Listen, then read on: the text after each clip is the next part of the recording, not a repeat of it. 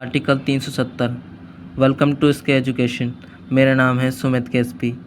दोस्तों, आज हम ऐसे राज्य की बात करेंगे जहां सबसे पहले स्वतंत्रता के लिए भारत में उसको विलय किया गया, वह कश्मीर था।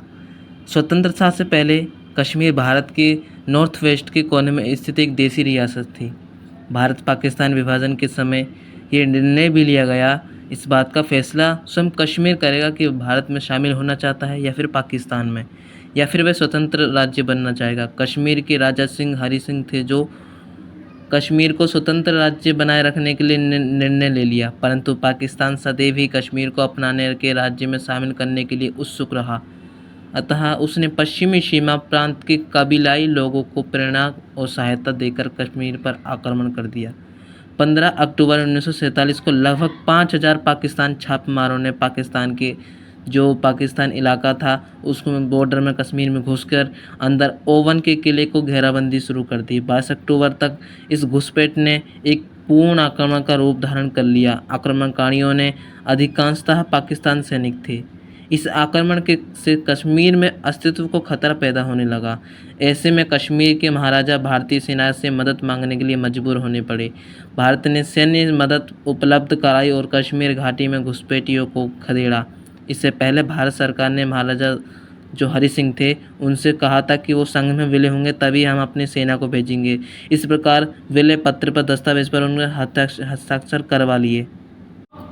कश्मीर का भारत का संघ के एकीकरण किए जाने के बाद कश्मीर स्वतंत्र भारत के ज्वलंत मुद्दों में से एक रहा। कश्मीर मुद्दा इसलिए भी ज़्यादा जटिल रहा क्योंकि कश्मीर को भारतीय संविधान के आर्टिकल 370 और उसके 335A के माध्यम से इसे विशेष राज्य का दर्जा दिया जाता था, जिसके जो जवाहरलाल नेहरू के कारण बनाया गया था। धारा 370 भारतीय संविधान का एक अंग है। ये धारा संविधान के 21वें भाग में दी गई है, जिसका शीर्षक अस्थायी और संक्रमणकालीन और विशेष उपबंध ये नेहरू के विशेष हस्तक्षेप से तैयार किया गया। भारतीय संविधान के जो अनुच्छेद 370 है, इसमें राज्य को विशेष शक्तियाँ दी गई, जैसे उसका खुद का संविधान होगा, खुद का झंडा होगा, खुद का गान होगा, खुद की विधानसभा होगी। इस प्रकार अनुच्छेद 370 के कारण जम्मू कश्मीर का अपना संविधान रहा। इसका प्रशासन इसी अनुसार चलाया जाता था कि भारत के संविधान के अनुसार नहीं था। और मुख्यमंत्री को प्रधानमंत्री के भांति नया पदनाम मिलेगा और राज्यपाल जो सदर रियासत होगा।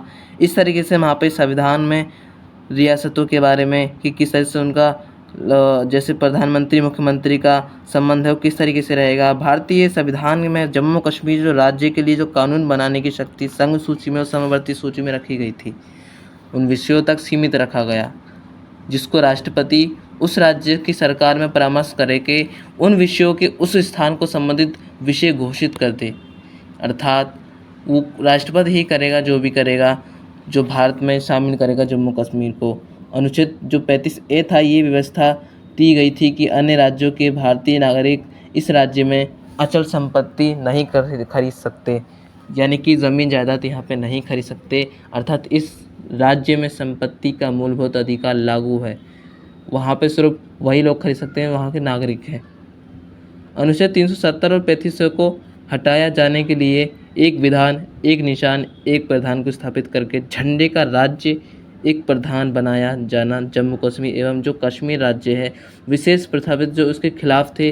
कुछ लोगों ने अनुच्छेद जो 370 था उसको और जो 35 की तुलना संवैधानिक रूप से मान्यता प्राप्त पृथकवाद से की, यानी कि जो ये पृथकवाद को बढ़ावा देती है देश से अलगाववाद होने की। और परंतु दोस्तों, केंद्र सरकार में मोदी की सरकार ने एक बड़ा कठोर नियम लिया।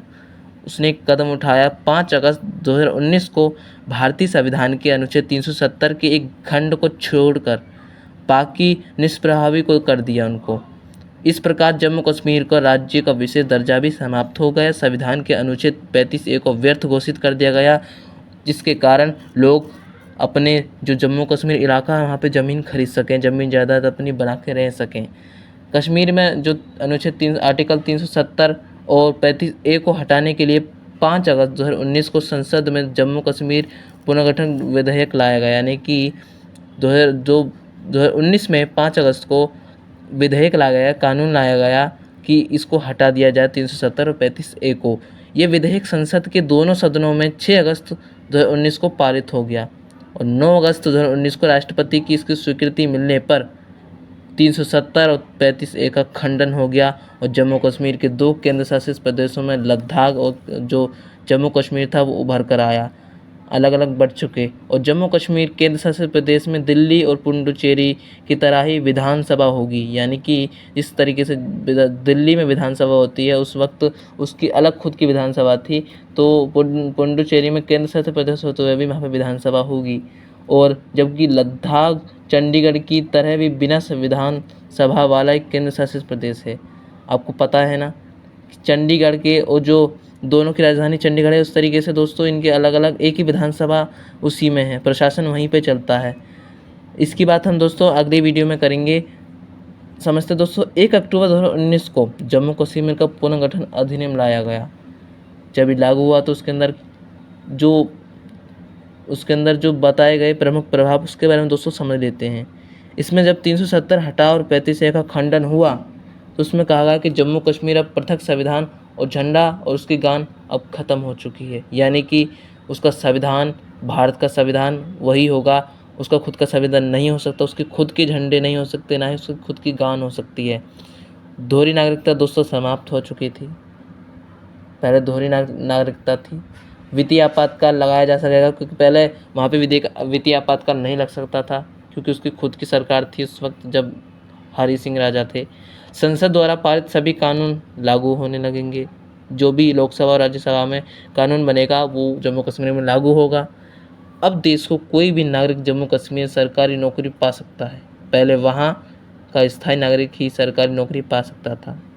अल्पसंख्यकों को आरक्षण भी मिलेगा, जो वहाँ की कम जनसंख्या, जैसे मुस्लिम कंट्री वहाँ पे ज़्यादा है और हिंदू का जो कंट्री है थोड़ी कम है, तो अल्पसंख्यक हो गए दोस्तों। इस तरीके से ये अल्पसंख्यक होता है। तो दोस्तों हम इस वीडियो में हमने बात की कश्मीर के मुद्दे के बारे में। मिलेंगे दोस्तों नेक्स्ट वीडियो में, राज्य के और राज्यों के बारे में समझेंगे। जय हिंद, जय भारत, नमस्कार दोस्तों।